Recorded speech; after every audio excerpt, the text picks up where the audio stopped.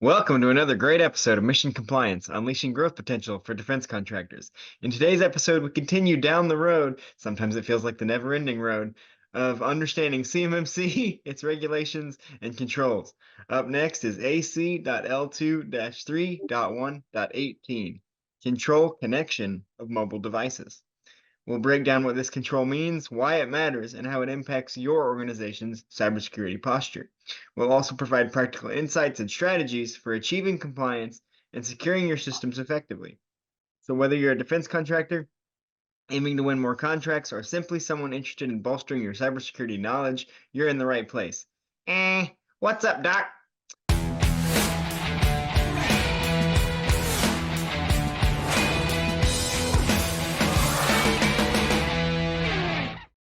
We're joined once again today by Mike Frieder, President of On-Call Compliance Solutions and a CMMC Professional Assessor. How's it going, Mike? Oh, excellent, Rowan. Good to see you again. So, Mike, in the last few episodes, we've talked about encryption, authorization, and the importance of monitoring connections within your system. This week, we're talking about mobile devices. So with that being said, why is it important to monitor these mobile connections? Yeah, so it's a really great a great question, because obviously with BYOD and people, operating from cell phones so much these days, mobile connections are a big deal. And again, per NIST standards, we have to control that connection and make sure that that's authorized. So otherwise, again, the idea of a device connecting from anywhere or being any device that could connect into our services could definitely be a significant concern. The interesting thing about this control is there's a lot here that is organizationally defined. So a lot of it really boils down to actually documentation, along with knowing what it is that you're doing and having official policies around it. So it's kind of a confusing control to answer, because at first you're trying to figure out how it gets done, but then in some cases you may have a company where the policy is, well, we're allowing it, and there's not really much to do. So yeah, it's really just all about the control of how devices are connecting in. It's referred to as mobile devices. So it's calling out things like laptops, it's calling out things like mobile phones, tablets, etc. Even some of those Internet of Things devices. Keep in mind that what is in scope is going to be what has CUI. So those devices that will not store, process, or transmit CUI are out of scope for, well, for all controls. But again, there's a lot of devices here that would be out of scope. You mentioned, that it says mobile devices, which encompasses tablets and laptops and phones. And so, you know, it's the scary reality that a potential threat of coming into your system unauthorized, a potential threat could come from literally anywhere at any time, because these are mobile devices for a reason. You can take them anywhere that you need them to be. And if you don't monitor these connections, secure these connections, anyone can get into anywhere at any time. So That's that I think that's why we're talking about something like this. So what are the key assessment points that an assessor will be looking for on this one?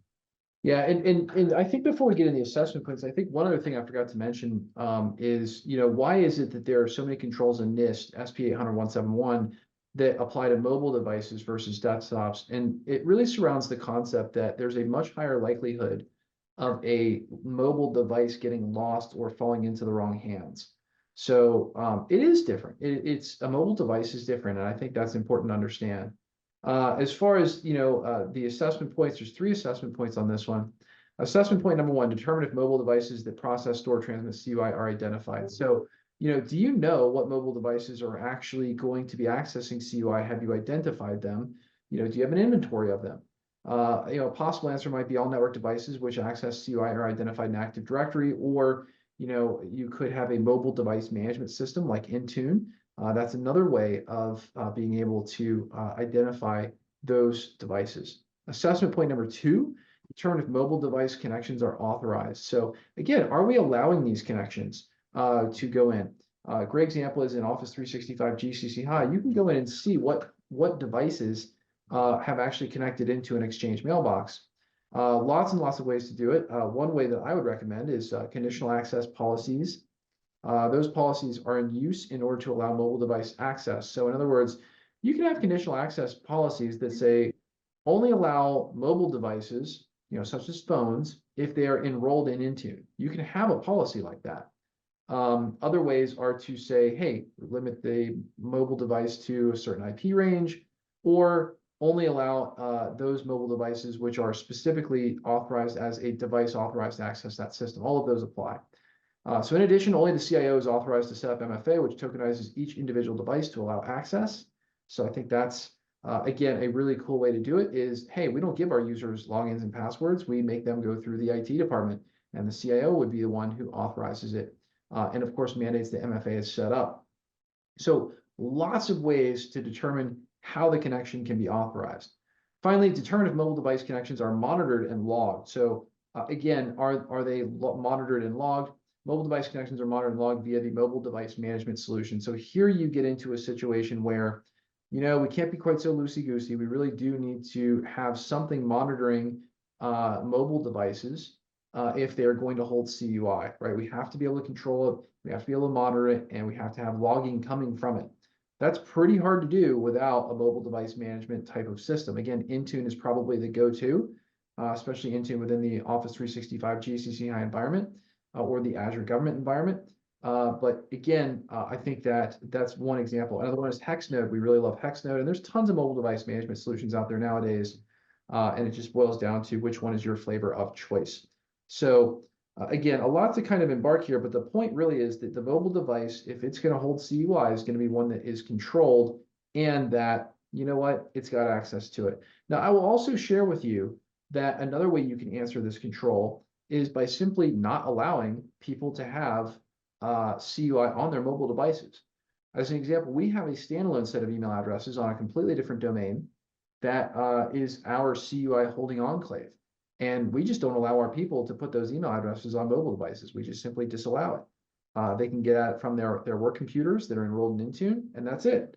Not a bad way to do it. Really actually pretty straightforward. So again, things to consider when it comes to 3.1.18, the control connection of mobile devices control. Lots of ways to solve this one. In 2024, everyone's got a cell phone, everyone's got a laptop, sometimes two. Not everyone, but most people have some sort of mobile device, as far as a tablet, that kind of thing. So with that much access at any point, are there any potential difficulties on this one? Yeah, I mean, I think the big difficulty is the propensity for IT directors to not know that they need to be locking down what their employees have access to. Employees can just sign into a OneDrive account. Employees can sign into any of the Office 365 apps, and that might lead to CUI going onto a mobile device. If you don't have policies set up correctly, that means that CUI just went onto a device that doesn't have logging enabled. It doesn't have mobile device connection monitoring, things like that. So, I think those are the big pitfalls to watch out for. And then just the idea that from there, CUI could accidentally proliferate into unauthorized devices, and that's kind of tough. So I think that's the biggest difficulty is you can technically do these things, right? You can technically get the data onto any device you want. But what NIST demands is that you control how that happens. Exactly. So this is a lot of valuable information for companies and individuals, as far as, like, if you're running a company, make sure that all devices, not just work computers, but all devices, including cell phones, tablets, and things, are needing authorization, have some sort of token to protect all the CUI that is around. If you are an employee, just be careful with your cell phone. Be careful. Only use devices that are protected, that are enrolled in Intune, whatever it may be. It's a lot of good information to hold as far as how to handle mobile devices in a workplace such as this. And with that said, it's our favorite part of the podcast, where these topics can get a bit dry. We're talking about wayward cell phones in this one. These topics can get a little bit humdrum, a little bit. So we like to keep it fun. We like to ask some silly questions. Some are better than others. I can admit that. I'm confident. But for this one, the silly question today is, we've talked a lot about the need to authorize access to organizational wireless networks, but can we just train guard dogs to bark every time someone tries to connect an unauthorized mobile device into the in the office? That's a terrific question, and maybe if we could program a shot collar to respond to a seam alert, then perhaps maybe we could get that to happen. But I personally am a dog person, and I wouldn't want any dog to get shocked or become violent towards a person, even if they've probably done bad things. So save the puppies, and meanwhile. Hey, you know what? When it comes to dogs, they are pretty smart. I mean, they can smell cancer, they can do all kinds of crazy stuff, and you just never know what they're capable of until they're trained. Have you heard about those cats that they let loose in hospitals, and some cats will go to like patients that are about to die and just like sit at the foot of their bed, like they know.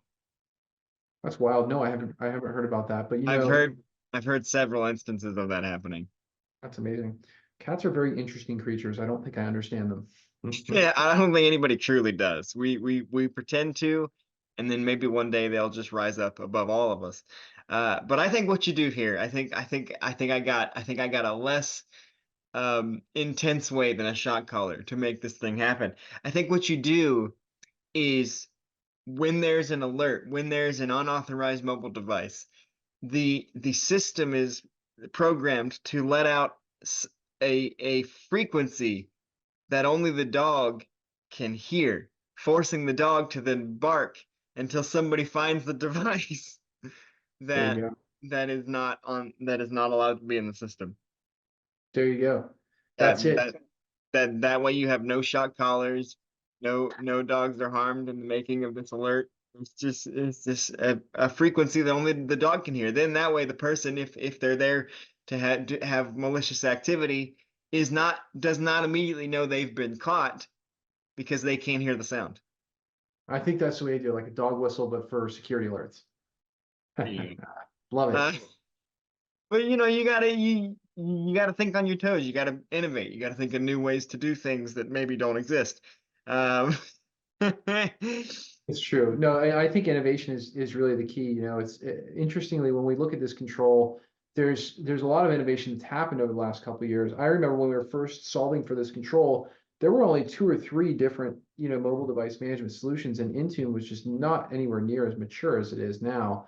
I mean, I remember Hexnode was one of the early players to the game that was actually reasonably priced, and Intune was like three times the price of Hexnode at that time.